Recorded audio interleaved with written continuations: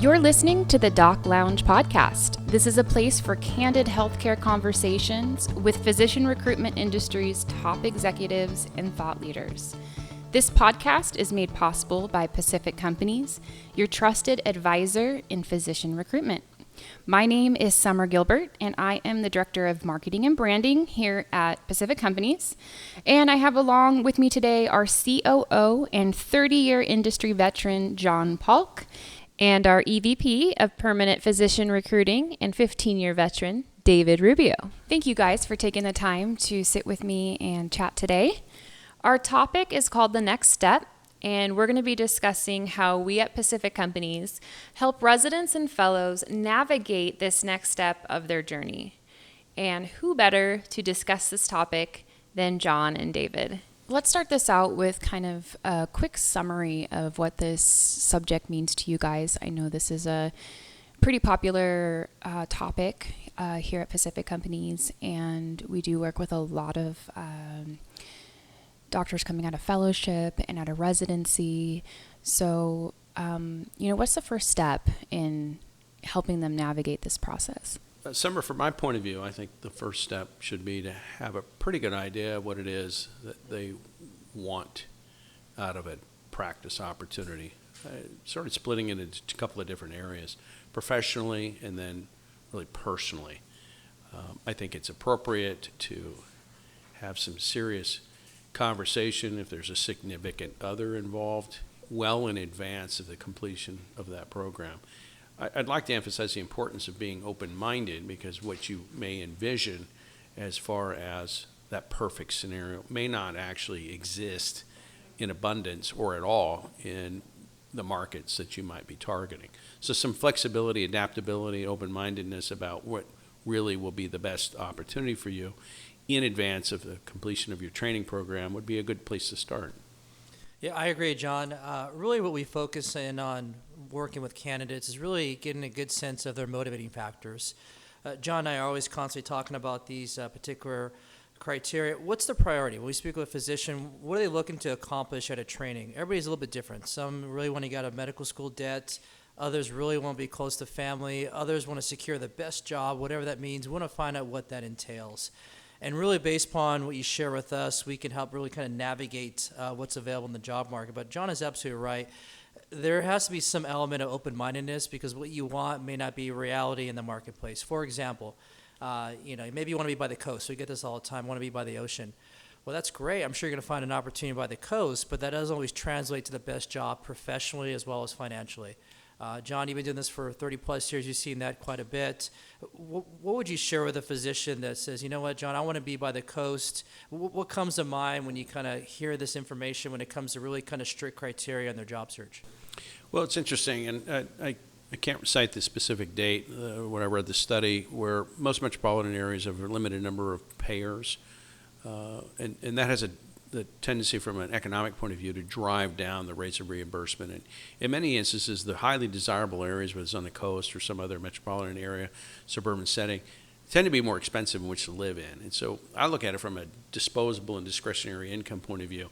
If the reimbursement rates are low relative to other areas and the cost of living is high, that can translate into the practice operating expenses and result in a lower income for the physician. So something that my father taught me many years ago was, it's not how much money you make, it's how much you keep. And so that's an important distinction to make, because those desirable areas are those areas that we might generally categorize as desirable are likely to be very competitive. And again, that's the reason why the rates of reimbursement may be relatively low to other areas. So it's certainly a criteria to think about. When you're coming out of a residency or fellowship, you might want to take into account that your compensation is about to triple or even quadruple from where it's been. And so these are important distinctions that you really want to put some emphasis on. Is there a need for me? Can I compete there? Will I be able to meet my ongoing financial obligations, as well as, if you have debt, be able to service that debt, buy the home, take care of those kinds of things. That's what I'm thinking about. Yeah. A couple of stories come to mind. I have a friend of mine. She is a second-year resident in internal medicine. She's here locally in Southern California, and she's going to be done pretty soon. And she's really looking into the job market and really looking for some direction and guidance. And she's familiar with our industry and what we do here for a living. And she shared something that I already knew but really kind of confirmed, is that a lot of her colleagues, her co-residents, whether they're above or below her in training, really don't have a good handle on how to evaluate a practice opportunity. And she actually inquired to our services if we can go out to their training program and speak to the residents to really kind of give some guidance. And her and I have had some sidebar conversations. She thought that was very beneficial and wanted me to cascade that on a more grander scale with her colleagues there. So you're absolutely right. Really kind of prioritize and see what's the biggest thing they want to accomplish as they march along this process. And you talk about family. I have a brother that's also a physician. He was sharing with me that towards the end of his residency, he's like, David, I really want to, I'm at the point right now in my career looking at jobs. I want to kind of cash in my chips. I spent all this time in training, making money as a resident. My colleague or my friends that went a different profession are making significant amount more money in mortgage or engineering or as an attorney. We're the same age, you're doing much better financially, but this is the path I chose. The point is that I feel I really want to maximize my marketability out there in the marketplace. So he was asking me what to kind of look for in the practice setting. So those are thoughts that came to mind as you're sharing with me some of your input. So I know there's a few things you want to add on to that as well. Sure, and not everybody's top priority is remuneration. I mean, as a physician, you can expect to be compensated very, very well. And so that may not be your number one priority, it may be other aspects as well. But something interesting I've observed over the years, most of the residents and the fellows that we work with are presented with a variety of opportunities, and they may be in a diversity of locations. And it's interesting to me that I think what happens is most of them will evaluate or consider a practice based on two very simple criteria. One is, where is it? It's easy to understand why somebody would sort a plethora of opportunities based on where is it. It's easy to visualize. The other is, what is the offer? I would argue that neither of those are particularly effective measurements in which to evaluate a practice opportunity, because you're not likely to go there for a year. You're planning on making this at least a multi-stage career where you may go there for 5 years, 10 years, maybe ultimately for a much shorter period or even longer.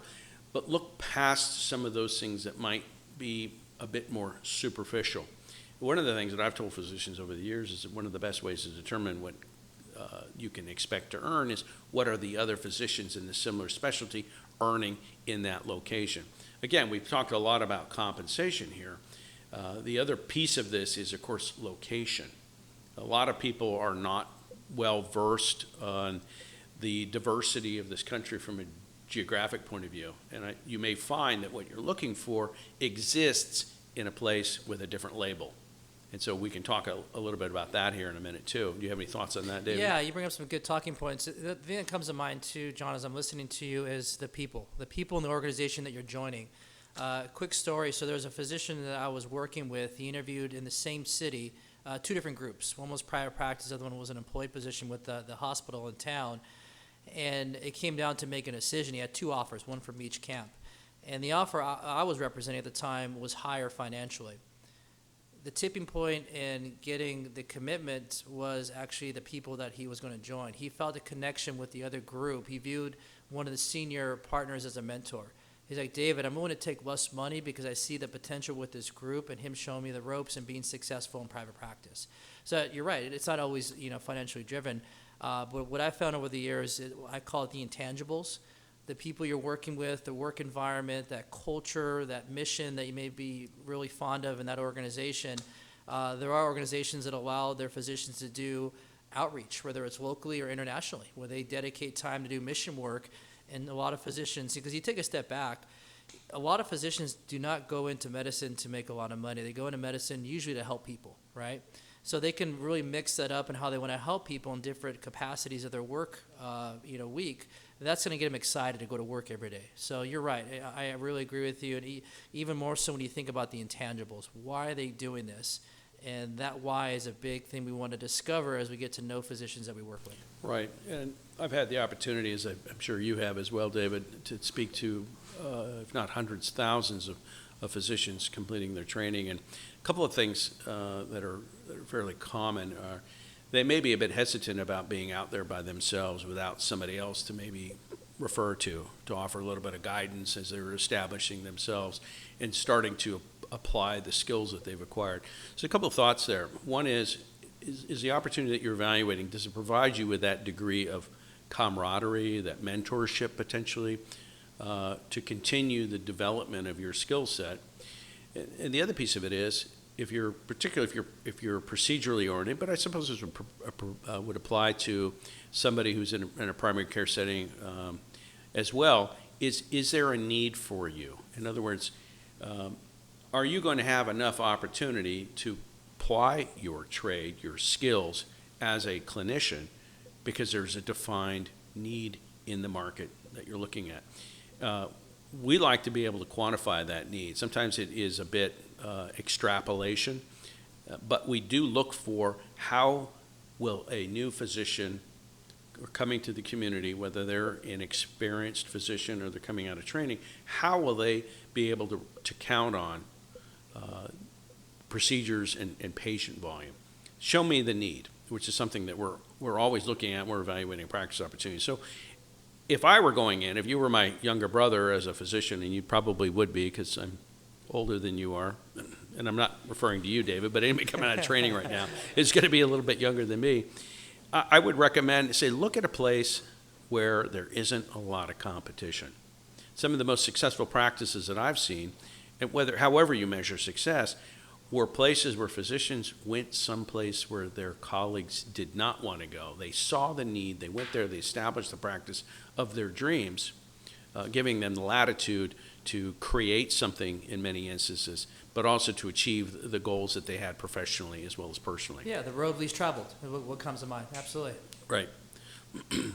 So what are your thoughts, David, in terms of when would be a good time for a resident or a fellow to begin actively evaluating practice opportunities? Yeah, that is a really good question. We get that quite a bit, too, from residents, fellows, as well as some of our clients. So they like to kind of know if there's any cycles, right, when new grads are looking to start really hitting the ground running. So I would say rule of thumb, generally speaking, probably at least 12 months out. So wherever you envision your start date of wherever you want to plan on working, I would start 12 months out. And the reason being is for a variety of reasons. Even more so if you're looking to relocate out of state. Obviously, you have to get a license in that state, get credentialed, find a place to live, things of that nature. So you want to give yourself ample time. Second thing is you don't want to feel rushed. There's a lot of jobs out there, right? So once you hone in on what your criteria is for an actual practice you want to pursue and interview, you want to make sure you have plenty of time to interview because you're in training. There's only so much time you have to get out of the rotations to visit with an opportunity. So that's what we recommend. A lot of the candidates have a good sense of where they want to be, but they get confused on where they should interview. And that's where we can help out and really kind of give them some different perspectives on that. So those are my thoughts. So what are your thoughts, John? Is that? You know, it's interesting. I'm kind of grinning over here because I think a lot of physicians are probably really looking forward to the opportunity to go out and evaluate practice opportunities.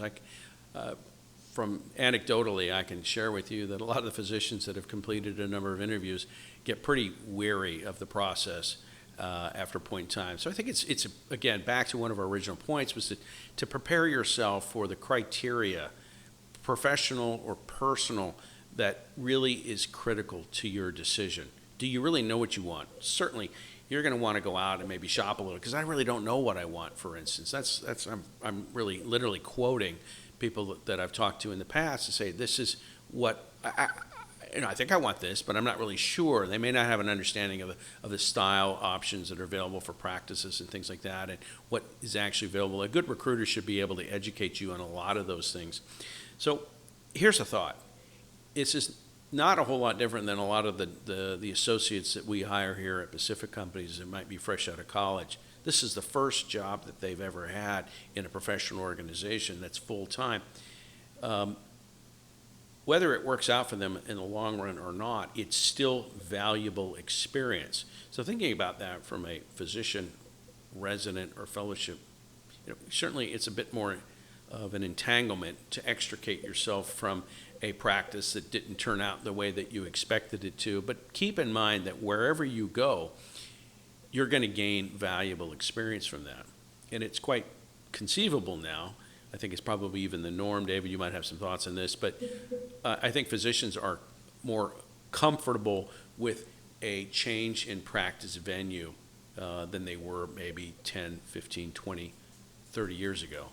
Yeah, I agree, and I've heard you say this too over the years. Generally, their first practice is not going to be their last. For a lot of stuff out of our control. Life happens, right? Their wants and needs change as they mature in their practice. Maybe they meet a significant other, and that plays into their decision making if they want to stay in their current location or change gears. Trends in the marketplace are out of our control as it pertains to reimbursements. We saw, 7, 8 years ago, a huge push for hospital systems to create these foundation models to employ physicians in California. When I first started, that wasn't that common. The most common we recruited physicians through the income guarantees. That is not nearly as common. See a little bit of a resurgence in that, but not as it once was way back in, the early 2000s. So there's trends that are out of our control that may impact one's ability to stay in a current location or practice. And another thing that comes to mind is 2 words: predictability and reassurance, right? A lot of physicians are looking to increase the odds of what that means as they look at the ongoing concern of their current practice. And, you look at the statistics, I think we saw some recently, I think it was the American Medical Association, something to the effect that new grads at a training within the first 2 years, almost 50% of them change jobs. And the question is why, and really what I think the answer is that a lot of times they make decisions on, as you referenced, superficial items, whether it's location, I want to be in a certain area, or it's, they sign up for a practice and things change as far as financially. It just, that's not what I thought it would be or what have you. So you can minimize that by really making sure that you're objective and really engaging with the recruitment firm such as ours that really can be objective, give you all the facts so you can make an evidence-based informed decision on that particular job. Oh, yeah, I couldn't agree further. It's sort of, to me, in 2 words, due diligence. So you'll never know what it's like to live in the community unless you've already lived there before. But that would apply to every opportunity that you're currently considering. And so it may be, I remember the first time I tried sushi, I had really no interest in eating raw fish. But once I tried it, I go, hey, this stuff's pretty good. And so the old Dr. Seuss metaphor, the book Green Eggs and Ham, try it, you might actually like it. And so I would recommend for a fellow or resident who isn't certain about what they want, go on some interviews, but be prepared to make a decision, right? Part of it's going to be fact-finding and giving you the ability to compare something. If somebody's willing and ready to interview you, then you should probably take them up on that. But it's imperative that you prepared yourself in advance. I've had some recent experience with locum tenens, and there's a couple of other things I want to mention here. Not everybody is cut out for right out of training to go and accept a permanent position. I think in some instances I might feel as though I'm locking myself into a 30-year mortgage. Well, that's not necessarily the case. For some physicians who aren't really sure, maybe they still want to get out and see things, and one of the ways that you can establish an understanding of what kind of practice options are available is to try some locum tenens as well. Cautionary note for somebody who's finishing up training: if you're very specific about where it is that you want to be, you may want to be very broad about what it is that you're prepared to do, and the converse is true. In other words, if you're very specific about what you want to do, you might want to be very broad about where you're prepared to do it. The other thing is that most of our clients on the locum tenens side will not entertain a physician who hasn't seen a patient in 6 months. So that's something to stay away from. Make sure you get out there and gain that valuable experience one way or the other. In fact, if you haven't yet decided on a permanent practice opportunity, locum tenens is certainly a very viable option for you. And you're ultimately, if you're hired by a group or a hospital system on a permanent basis, they may very well value and appreciate the fact that you got some prior experience elsewhere following your residency or fellowship.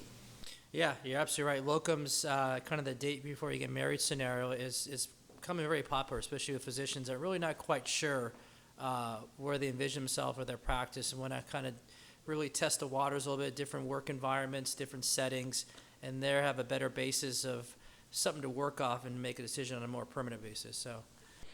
Well, we're just about out of time. Thank you guys so much. Is there anything else you want to say as we end this episode?